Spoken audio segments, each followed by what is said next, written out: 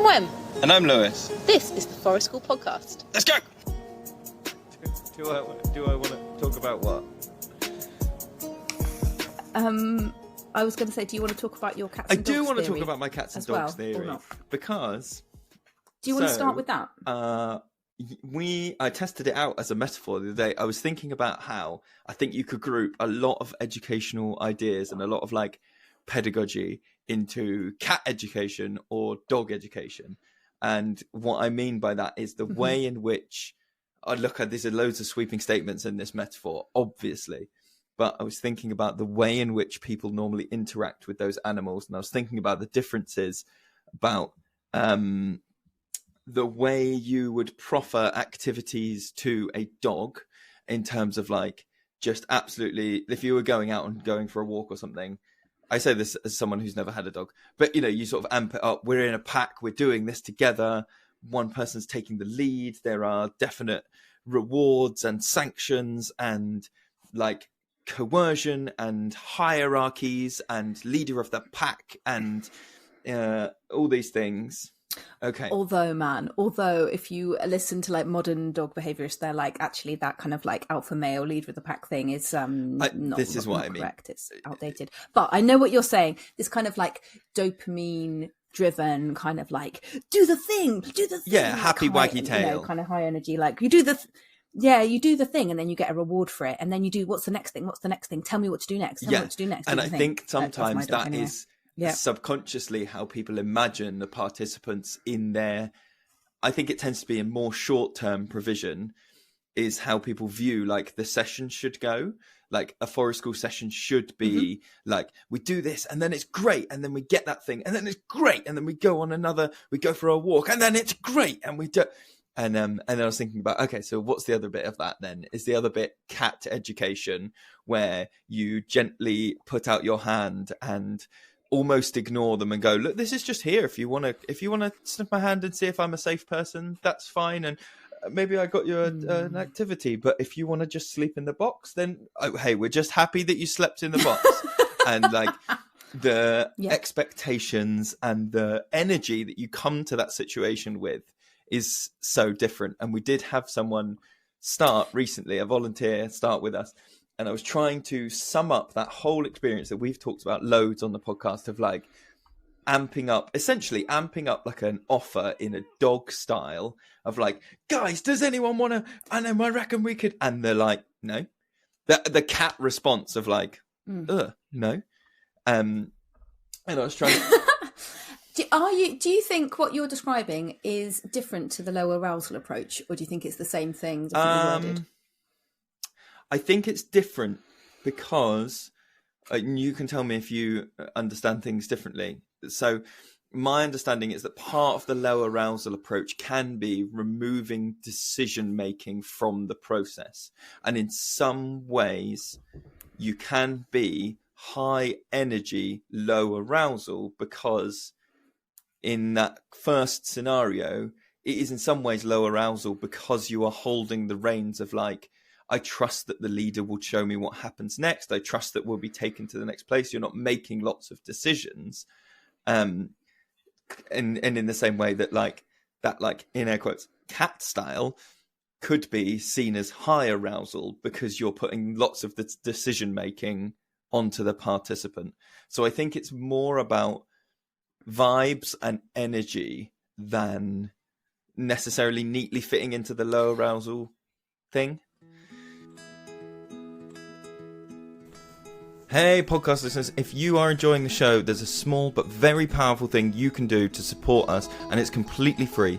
If you can take a moment to rate, review, and share the podcast, it means the world to us in terms of sharing all the wonky goodness that we're getting up to with more and more people. Thank you so much to everybody that's already left reviews. We do read them and try and reply to people if we can.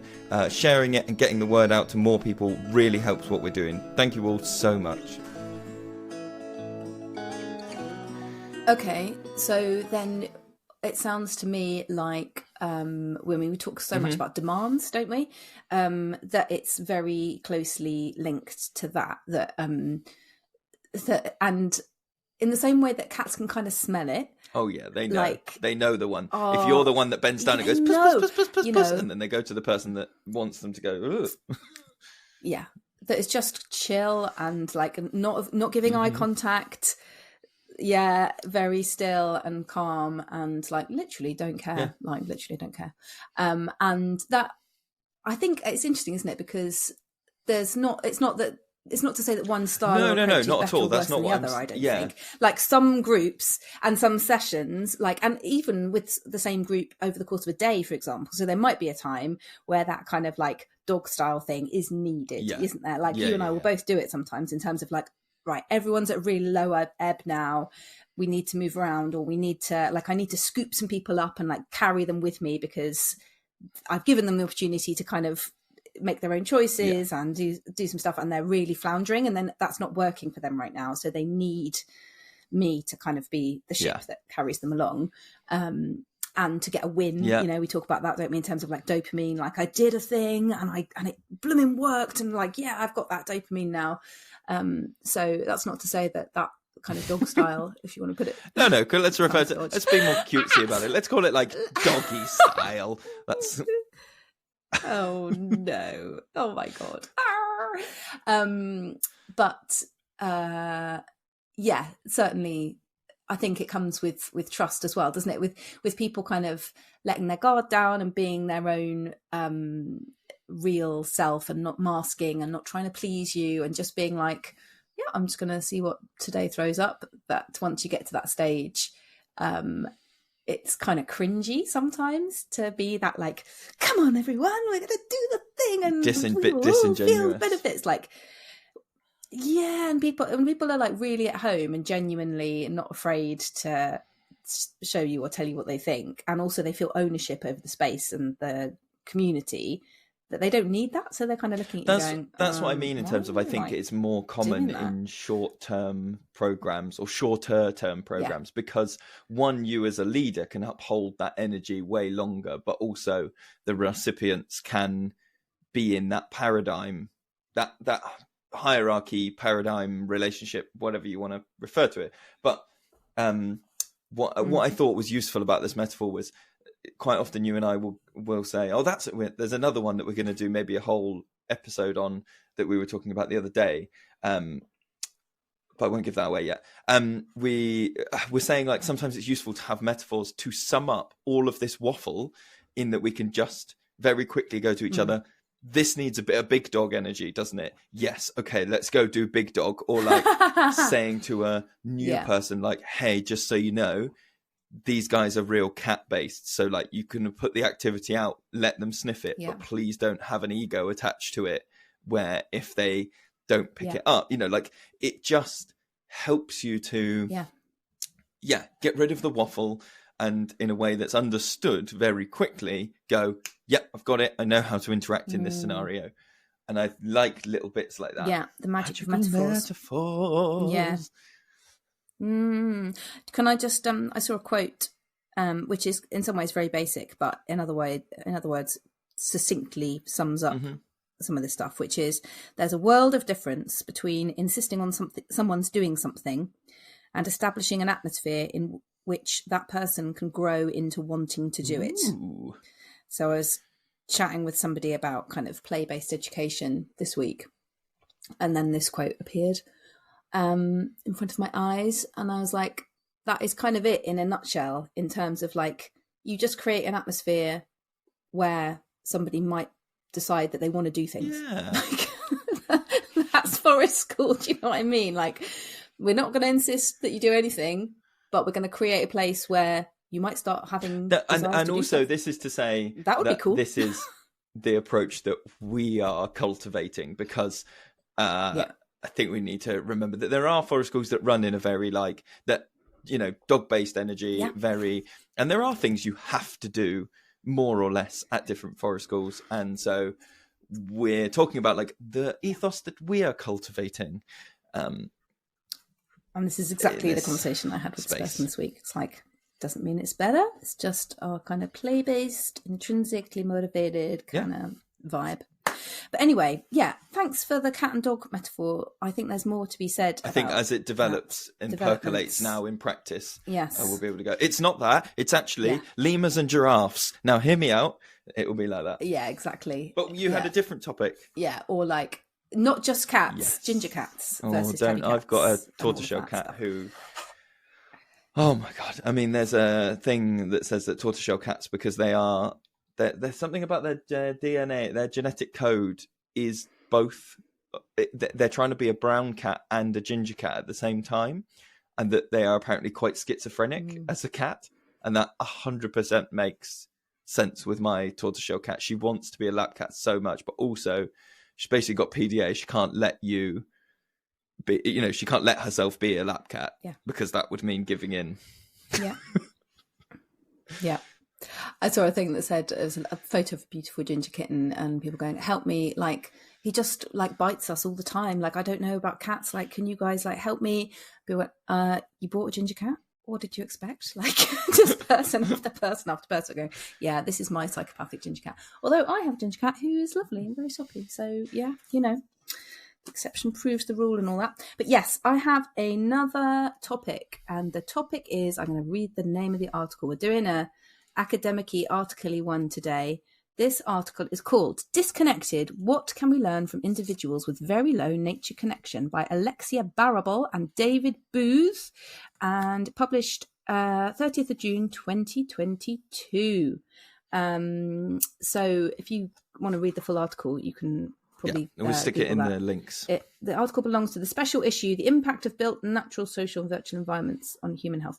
So I was also looking back through previous podcast episodes because this article is all about a study which we have already talked about. And let me find it. We did an episode a long time ago, didn't we? Talked about this. Nature connection. Yeah, it was February 2021. And it was about how you measure nature connection, what the parameters are, and what does that actually mean if you try and boil it down in academic terms.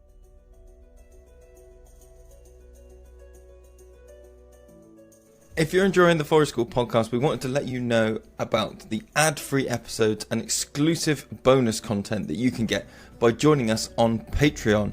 If you go to patreon.com/Children of the Forest today and become a Patreon, you get ad-free episodes of the regular podcast plus bonus things. Plus, when we have guests coming on, we try and get a little bit of a heads up and shout out there so that our Patreon supporters can ask us any questions that they want of those guests before the interview takes place. So head to patreon.com/Children of the Forest. We really appreciate your support. Yeah, and it was based. So the if you want to listen to that previous episode, it's called "What Best Explains Children's Connection with Nature" by Miles Richardson, and he was basically looking at the MENE study, which was conducted in England, and it was basically measuring people's nature connection and trying to find what it was that sort of increased nature connection, that kind of thing. So it's this big study. So this article that we're talking about today is also using that same study that was conducted, I think, from 2009 to 2019, which is interesting because it's obviously pre-pandemic. But this article, rather than looking at, what is nature connection and what are the factors that make people nature connected, this article was the writers were interested in this MENE study and how there wasn't that much focus on the other end of the spectrum. So what causes people to have low nature connection and what similarities might there be within that population? And they're basically arguing in this article that more research needs to be done. And I have to say, I was kind of convinced by the end of the article. I was like, yes, you are right. I agree with this. Did you feel the same? Yes, I did. I think there's some interesting stuff in here, especially in the start, where they're talking about a lot of those other studies and saying that there's biophilia as a term. The biophilia hypothesis proposes the term biophilia to describe, and then they were talking about biophobia, which I'd never heard of that. Never heard about that before. That makes sense. An interesting term to have in your Rolodex to describe a thing that's going on. Yeah. So can we just clarify that just real quick, just to interrupt? So the biophilia being the like innate human need to feel close to the natural world. So it's this theory that we are born with this like deep connection and that we need to feel close to it. And obviously biophobia being the opposite of that, which might include, for example, this theory of humans having an innate fear of snakes, for example. So being born with this kind of actual genuine phobia of some parts of the natural world, but then also there's stuff that goes beyond the stuff you're born with. There might be that's what I was going to say. I would actually really like to, possibly it's an episode on its own, but read this book, The Biophilia Hypothesis. I think there could be a lot in there, because we talk a lot about different divergences across the human population, and how like there's lots of talk in different ways where people go, well, that's actually would have made you really good in X scenario, or, you know, where that now is quite challenging, that would have made you, you know, beneficial. Do you mean sort of going beyond pathologizing brain differences and going into like, actually that's really useful? Yeah. And a lot of times going back sort of anthropologically and going like, yes, the society now as it's set up doesn't value that thing, but if you were wired in exactly the same way 2000 years ago, you would have been useful for XYZ jobs.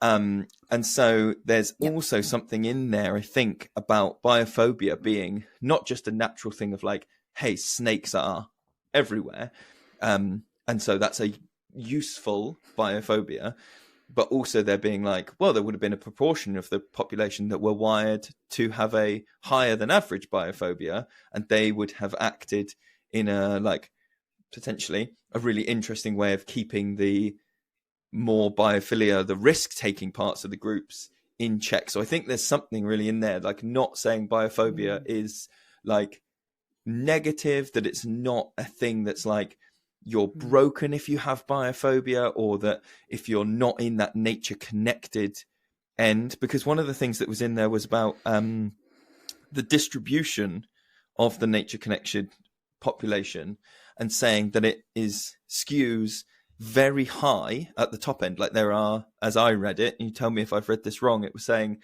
there's a proportion at the end who are so extremely nature connected that they're right up there, and in terms of that bell curve, it's shoved right over to the right, and then it drops off very sharply and has a very, very long tail.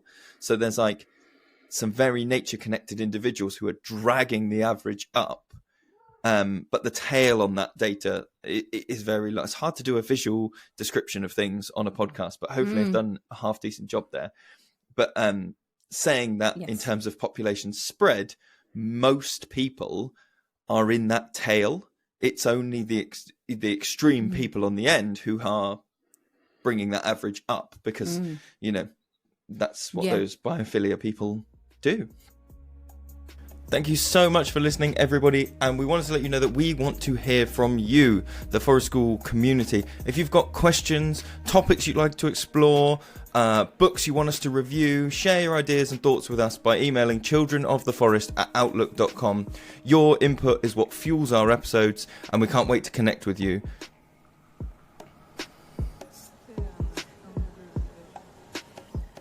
Yeah, quite a lot of maths and statistics and symbols in this article there to get your head around, which I was just like, oh, okay, like, ooh, academic brain, try and get that working. But to kind of summarize the findings of the article in terms of the kind of patterns amongst people with nature disconnection, they found that most people who were at the lower end of nature connection were between 16 to 24 years old, were male, were single, and higher proportion were renting from local authority and not employed. So those were the things that they found that had a significant correlation. And when they got to the parts of the survey that were to do with kind of well-being, these people who sort of scored low on the nature connection scale also scored low in life satisfaction questions, and also low in the pro-environmental behaviours section. So they had low nature connection, low levels of life satisfaction, and low levels of pro-environmental behaviours, and there was a correlation between low psychological well-being, but not any correlation between physical well-being, which was interesting. So they couldn't find a link there, which is interesting, isn't it, to think that you might imagine that if somebody is feeling like they don't have great physical well-being, that would have an impact on their nature connection in terms of their mobility or being able to get outside easily and those kind of things, but that's not the case. And also I thought this interesting point, and again, you tell me if I've read this wrongly, but the article says that they found that there was a correlation between lower socioeconomic groups and lower nature connection. However, when they looked at the regression model, no significant predictors were there. So I took that to mean once they had worked out all of the variables, used the certain equation, gone, actually, hang on a minute, if we look at the data in this way, then actually there isn't a correlation there. That's Is that how I read it. I actually got really stuck and had to Google, use some stuff to try and pick out a sentence, because so this is done through a survey, and there were some of the questions were like scale 1 to 10. Some of the questions were binary yes, no. And the pro-environmental behaviours were done yes, no. And then in summarising it, they said the third and final question we had to investigate was whether nature disconnection was associated with pro-environmental behaviours. Right, I understand that. If you are not nature connected, do you still do environmental things? And the example questions were things like, do you recycle recyclable items, and do you buy environmentally friendly products? And then it said, in this instance, we observed that pro-environmental behaviours, as measured by an aggregate set of questions, were negatively correlated with nature disconnection. So I had to unpick that. And as I read it, negatively correlated means the more nature disconnected you are, the more pro-environmental behaviours you do. I read it as being the opposite, but I don't know. I would imagine that would be correlated. Yeah, I know what you mean. Yeah. No. Yeah. Wait, I need to unpick this now. It's like a double negative term. Yeah, it is. I know. But the lower, going back to the lower socioeconomic status thing. Sorry, I've read that wrong. That would fit with less environmental behaviours, less nature connected.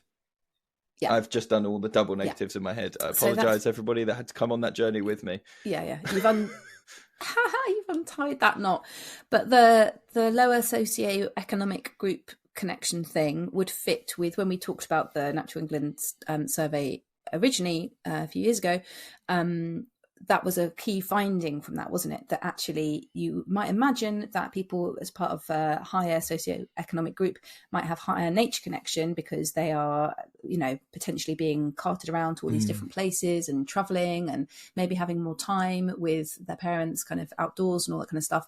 But actually that was found to not be the case, and that people from lower socioeconomic backgrounds still could have very high nature connection. And it wasn't about the variety of places you went to or the stunning scenery. It was about connection maybe to just a bit of grass outside your block of flats or whatever. And that was a really interesting finding. So that fits with this study, that actually it's not, it might on the surface value look like it is correlated, but it isn't necessarily. But this thing about the young male, single, not employed thing. So they answered they put this question in the survey, I feel part of nature, yes or no on a scale of 1 to 10. So this group answered in a very low number for that question. So that's sort of how they tried to measure nature connection. And so that's, and then they're kind of looking at this article about why that might be, and I found this really interesting. So they sort of say in the article, we might first of all think this might be due to lack of experience, that these people haven't had or don't currently have the ability or the access to positive nature experiences and time outdoors. But this article is saying maybe it's that, but also what about maybe it's to do with past negative experiences or disordered experiences, and how if we could dig deeper into that and find some research, because it's almost like a vicious circle, chicken and egg sort of thing, isn't it? Because you've got this identifiable low nature connection and low life satisfaction, and which comes first. It's like so if we're saying that nature connection kind of enhances, and I had to Google this word, right, eudaimonic well-being. Yeah. Did you see that? Living a life of virtue in pursuit of human excellence. So things like integrity and resilience and autonomy and wisdom and gratitude and self-compassion. So the article the sort of first study makes this link between high nature connection and high eudaimonic well-being. So the theory might be that the more nature connected we are, the more we feel psychologically good in this realm, and that's certainly something that's connected to Forest School, isn't it? That's part of our kind of ethos about, facilitating that kind of well-being and self actualization and all that kind of stuff. So if nature connection is tied up with that eudaimonic well-being, if low nature connection in some groups of people, like these young men, for example, isn't just based on lack of opportunity, it's actually based on like a negative childhood experience, or because they do sort of mention that about childhood. Yeah, it's something like they're like 90% more effective before the age of 9 or something, and then they talked about the drop in adolescence that again we covered again, and so it's just interesting knowing how pivotal those points of contact are with nature, because your intervention in air quotes for nature connection is going to become less effective at certain points, which is really interesting. Hey, lovely Forest School people. I know people listening to this, you are bored of doing damper bread. You are bored of doing marshmallows. You're probably bored of doing hot chocolate. So I wanted to let you know about the book Forest School Cooking that I've written. It is half recipes that are going to take you away from the boring marshmallows and damper bread that are driving you mad, and into like cool meals and things on sticks and fast things and slow things. And the other half of the book is all about different ovens and stoves and things that you can build to cook in different ways. I know we personally have had it where you realise that what we're doing this week, we're frying something on the frying pan. What we're going to do next week, we're going to fry something in the frying pan. So building up loads of different ovens like rocket stoves and pizza ovens, it's all in the book, and it helps you to grow your cooking from something that the kids are just waiting to get the sugar into them to something that they're actually enjoying and getting a bit more out of that cooking. So you can find your copies on Amazon of Forest School Cooking and take your cooking to the next level today. Yeah, and it's sort of saying as well about so if it's not just a lack of positive experience in nature, if it is like maybe due to a negative experience or disordered experiences or aversions, is there also something maybe there about it being, they call it a cultural artifact, and being kind of symbolic of like being disenfranchised and separated from society in general. So yes, you're separated from nature, but you're also, it's sort of all tied up with how you're actually disconnected, not just from nature, but from society. Which, you could imagine might be the case if you're like living in really insecure housing, you don't have a job, you don't have a relationship with a significant other at this current time, you're at that really difficult point of, age 16 to 24. I don't know about you, but blimmin' hell, it's probably the hardest time of my life in terms of like, what am I doing now? All the anchors have gone, you're like, well, you've been through all the compulsory education, you have to make some decisions now, and you need some backup. You need some financial backup. You need family backup. You need people around you to help you out, because it's the time where if you don't have that, it's very, very difficult to make it on your own. So that kind of figures, and they were sort of talking about separation and alienation potentially at that time of life. I want to go back a little bit, though, if I can, because I wanted to just talk about that thing that arguably nature disconnection may be a byproduct of disordered experience, negative, fearful, uncomfortable, or aversive encounters. And so that's definitely something that is really interesting to me, because, again, as part of that journey, I think there was a period of time where I was like, Forest School is the panacea. This is the one. Everybody needs this. Just fresh out of training or fresh out of being a teacher, and this world was like, oh my God, it's basically what I was saying was like, this is so much better for me. It must be better for you. And then share this revelation. And then you find things that can... Watch me put a slug on my face. but you watch, and then the echo chambers of the world reaffirm this, and you get brought more stuff and more stuff and more stuff. And definitely through this journey, I'm now way more in a place of like, this is the thing. Our forest school is the way that it is. This is a thing that we want to do. It is by no means perfect. I would almost go as far as saying it's not perfect for anybody, but it is pretty damn good for a certain subset of people or a certain subset of experiences. And that is all it needs to be. It doesn't need to be the like incredible one-day experiences and incredible long-term stuff and great for babies and great for, like we can do all those things and we slightly tweak our offering. But I think we're in a place a lot more of going, this is what we'll do. This is the thing people we think is right for. It shifts as the group shifts. But this idea of nature disconnection being from disordered, negative, fearful, uncomfortable experiences, I think forest school is better placed than any other outdoor learning style.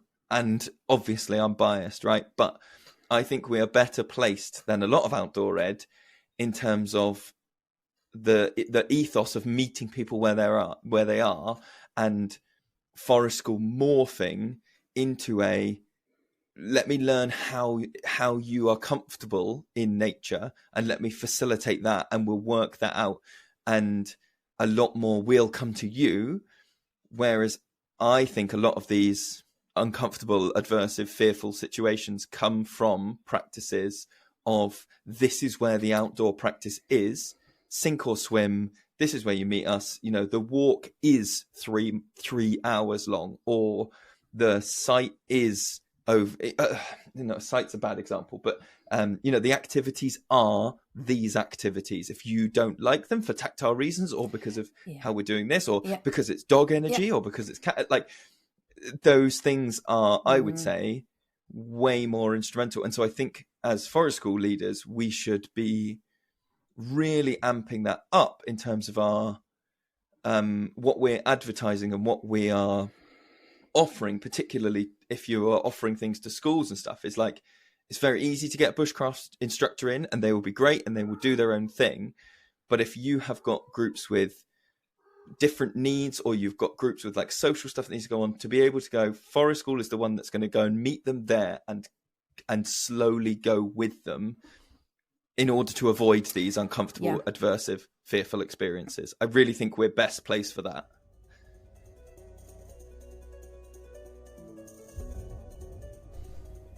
Audible is the best way I found of maximising my time. I listen to it when I'm setting up for forest school sessions. I listen to it when I'm packing away forest school sessions. It's like getting that time back because you can be learning something at the same time.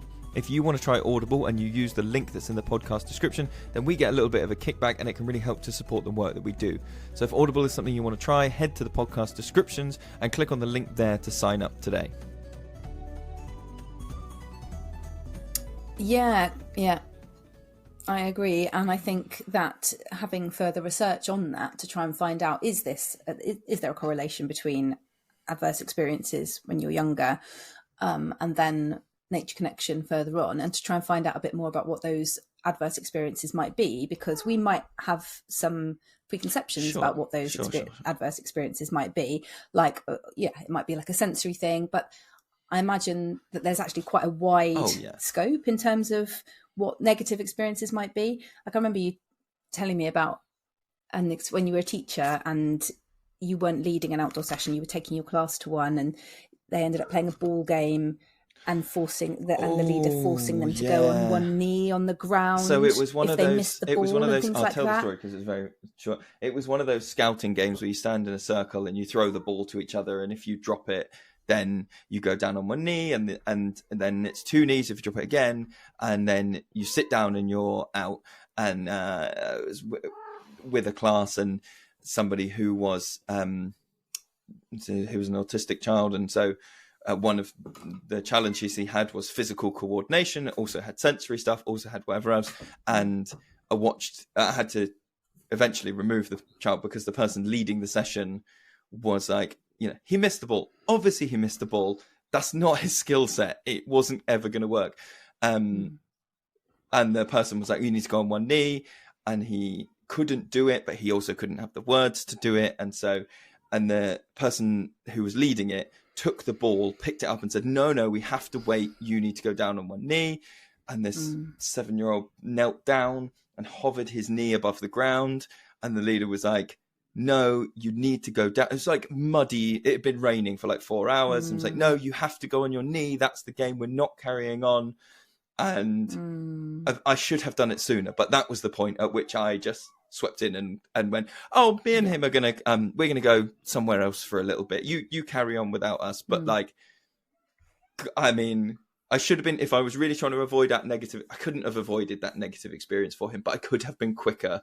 And I don't know, that probably might not be. Yeah, well, you know what you know at the time. And also, like, you're not in charge of that session, are you? Like, they're leading it and you're like, but I just thought of that in terms of, when I read about like adverse nature experiences, I might think about like interaction with either animals that have gone wrong or have not felt comfortable, or the environment, like mud or rain or wind or those kind of things, but also things that maybe we might not associate with nature connection, like playing a game, but it happens to be outside. You're potentially developing that sort of experience and that trigger with, well, when I was outside with a group of people, this horrible thing happened to me. It was really unpleasant. Even if it's like a social experience, it doesn't have to be a thing where I didn't like slugs and they made me touch a slug, or this animal surprised me and I wasn't ready, or do you know what I mean? It can be, perhaps it could be experiences that are of a social nature, but they happen to be outside, and therefore your association is, didn't enjoy that, not going back there. Yeah. I'd love to see. Have more thoughts about what we can do with this research, but I just need to pause very briefly, if that's all right. So my question is then, because I think we've picked this apart in reasonable detail now. So my question is, what could the forest school world, the forest school community, do with this information? What's the takeaway that you go, okay, so we now understand, because these are like whys, like why are people nature connected, or what causes those things? And then I guess the next question is like, where does that leave us? What does our provision come to? Yes. Well, you said earlier that you're thinking about like our forest school provision and saying you've kind of come to a place of acceptance of going, it's not perfect. It might not work for some people. It might not suit some people, and to kind of be at peace with that.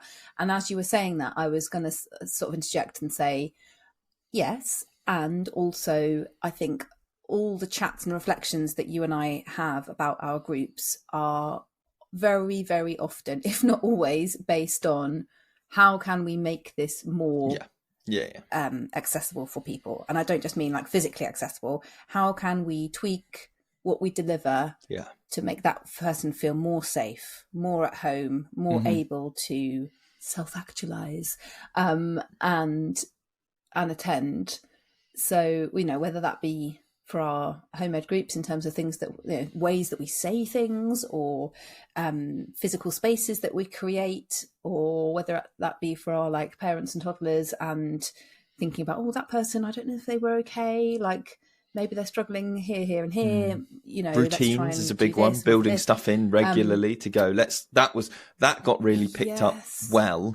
Let's make that a consistent thing for the next 3 or 4 weeks. See how that goes. How does that feel? Yes. Yeah, exactly that. Yeah, we're kind of reflecting that the ways that we start sessions sometimes sort of seems to affect the mood of the rest of the session and how people connect with nature and with each other and all that sort of stuff. So if we all kind of accept that we're on a similar journey in the forest school community, that we're looking for what, like, we believe in this ethos, or we believe in this approach, that if we are hopefully all on a similar journey about how do we make it accessible to people, then I mean, I always say there needs to be like more forest school specific research, and that probably means that I should like do some, but like finding you want to, it's like you want to find out the people that you can't reach, the people that aren't coming or find it hard to come. Okay, I want to jump on that last question. Why is that? Like, what are the barriers? So, because all those things. there's something in there which I think this study would have massively missed. Like, it just would have been really interesting as a final thing to get the participants to be like, where on the graph would you, of like nature connectedness, would you ideally like to be? Because that is a massive piece of this puzzle that, again, like I was saying about like early when you come out of school and get into forest school or wherever I was, and it was like, this has helped me so much. We are reading this from a biophilia, nature connected, and call a spade. Financially, we are also invested in getting people outside. There are all those like, what's the word I'm going for? I was going to say predicators. That's not what I mean. We've those things are stacked for us to assume that everybody wants to be at that end, or at least wants to be going that way. And I think there's an interesting puzzle piece here, which is like, do those participants think that nature connection is the way to get them to do Well, I think they would probably say no, because you don't know what you don't know, do you? But the reason, like the previous study found that there is a correlation between nature connection and eudaimonic well-being, that is an undeniable thing. So what you don't know is what is causation and what's correlation. So is it that people who are feeling great about life go out in nature and have a great time, or is it that people who go out in nature feel connected and feel eudaimonic well-being? So so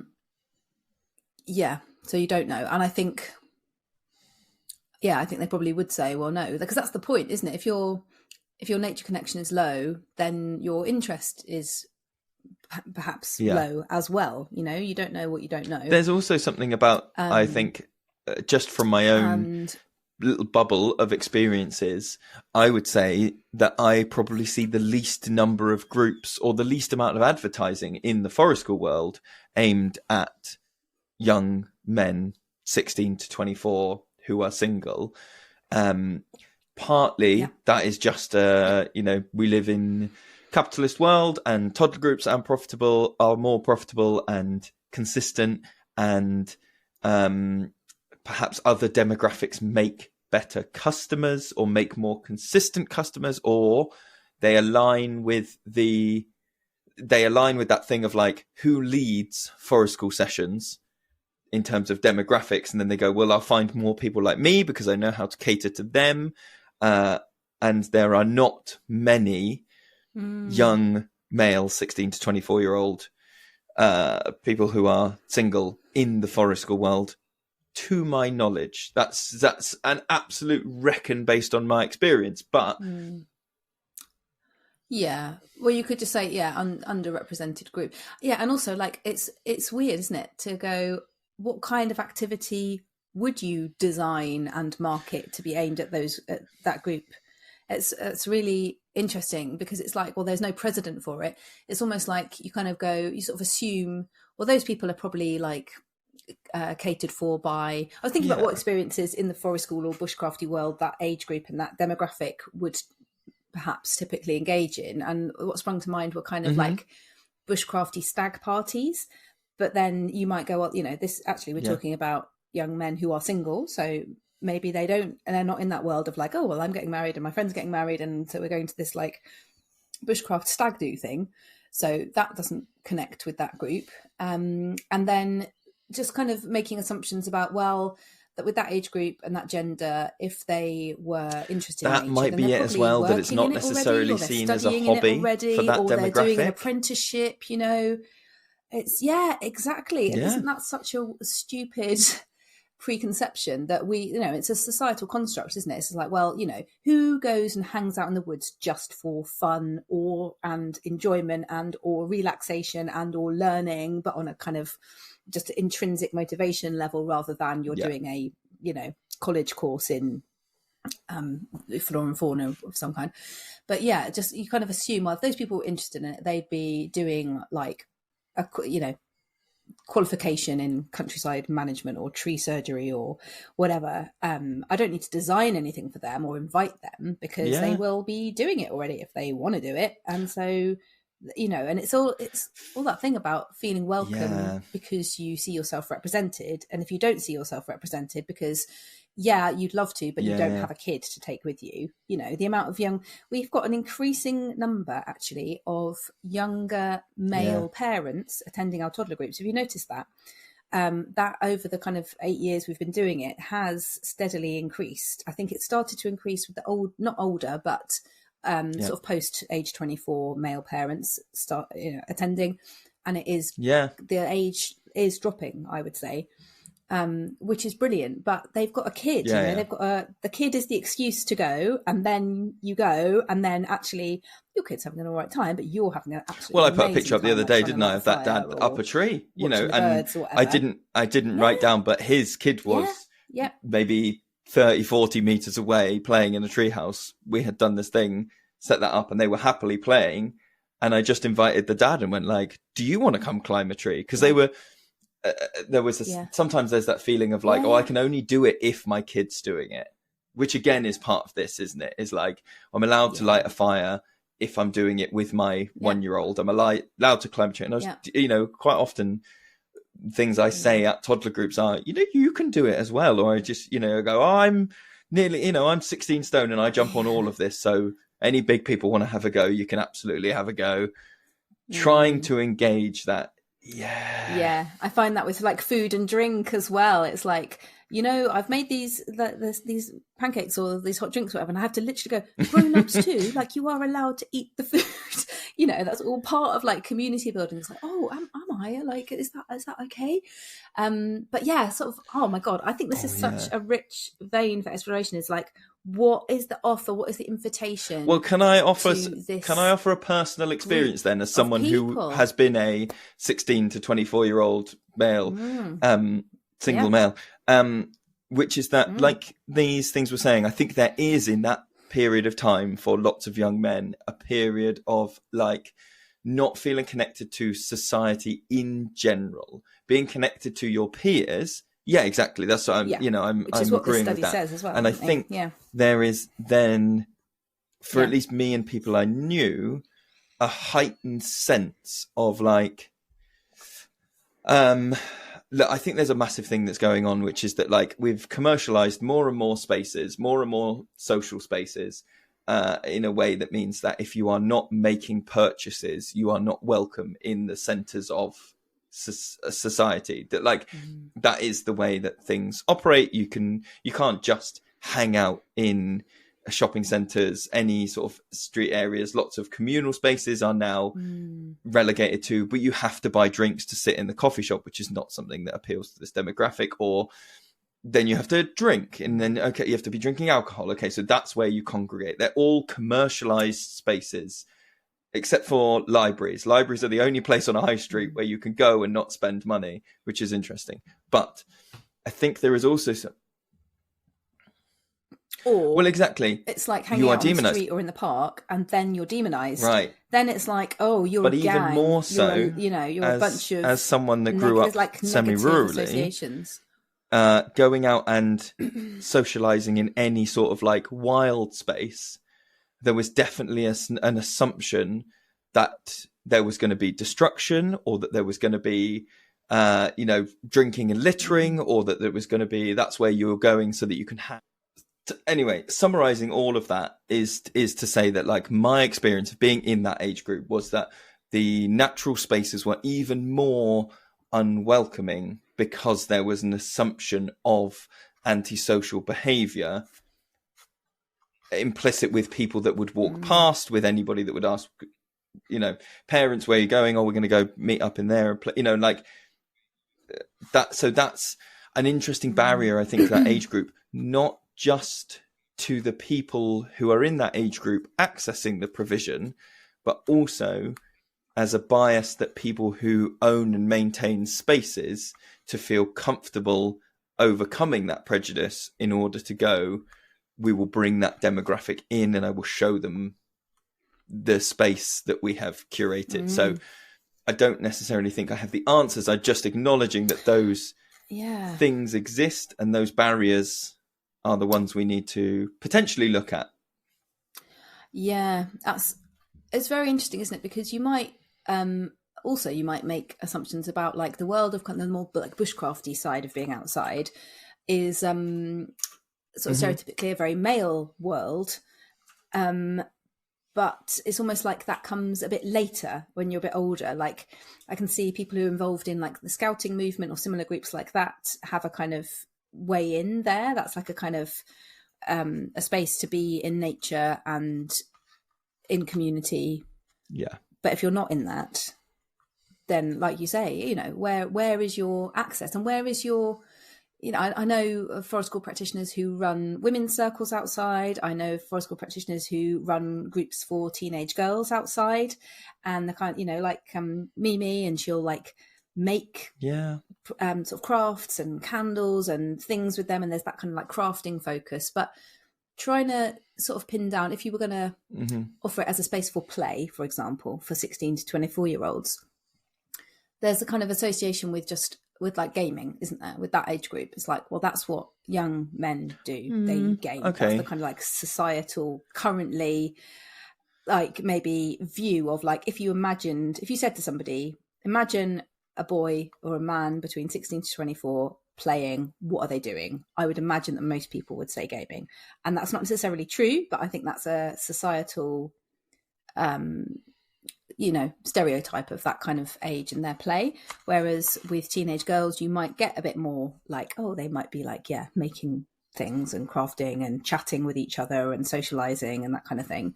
But that obviously is very kind of short-sighted and narrow. It's such a narrow preconception of what that age group might enjoy doing, that if we can somehow widen that perspective and widen the offer to participate, wouldn't it be a great experiment? Imagine you had all the money in the world and all the staff in the world, a million days in a week. You go, oh, I'm just going to chuck out loads of adverts locally for a session for young men aged this age to this age, and I'm going to make it like bushcraft themed. I'm also going to advertise this, and I'm going to make it like wide game themed. It's going to be like come and play, blah blah blah, you know, and kind of pitch it in different ways. A bit like we used to do with our kind of holiday clubs when people didn't know what forest school was so much. So we used to go, this is cooking and crafts day. Actually, it's forest cooking school. And crafts and day then there'd be a day that was like danger, knives and tools blah, blah, blah. and fire lighting, and that's exactly the same day. But it's just forest school. Yeah. But what would grab people and what would make people feel welcome and make people feel like they were able to come? It would be very, very interesting. Great. I'm interested research, wouldn't it? I think we should keep looking into this. I'd be interested to find slightly more. I know this is only a couple of years old now, in 2024, but I would be interested to find if there's any more research into this, like low nature connection group. And also to hear from people listening, if you have been working with specifically these groups. That's what I was going to say.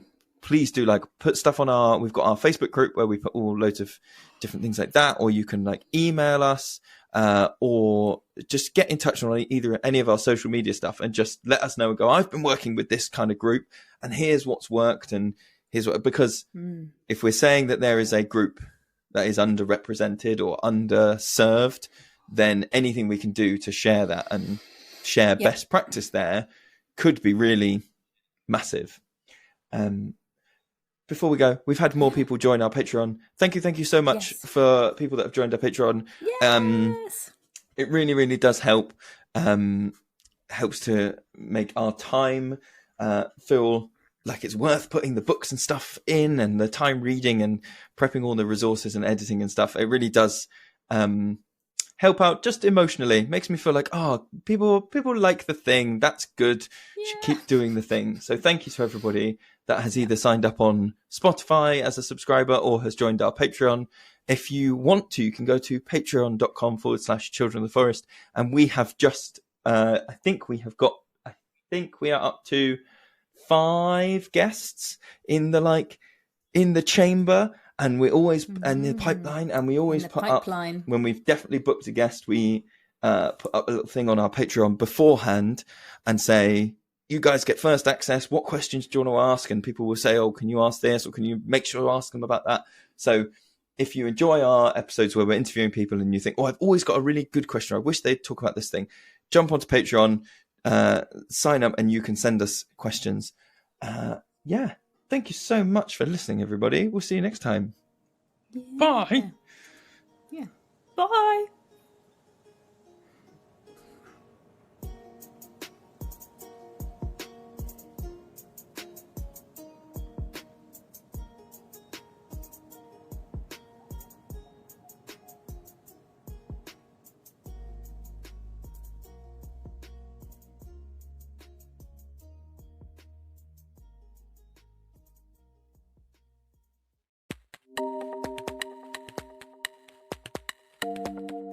Hey, fellow forest school leaders, we know that when you're out there leading your sessions, things can get a bit messy, and that's part of the beauty of it. But when it comes to your online presence and your branding, it's better to keep things neat and tidy.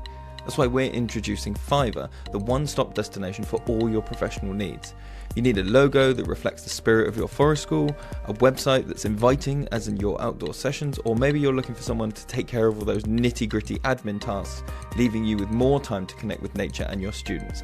At Fiverr, they've got a talented community of freelancers ready to bring your vision to life. Whether it's graphic design, web development, or any other skill you can imagine, their experts are there to make your forest school branding stand out. Forest school can be messy, but your company branding shouldn't be. Head to Fiverr, that's Fiverr.theforestschoolpodcast.com to get started today.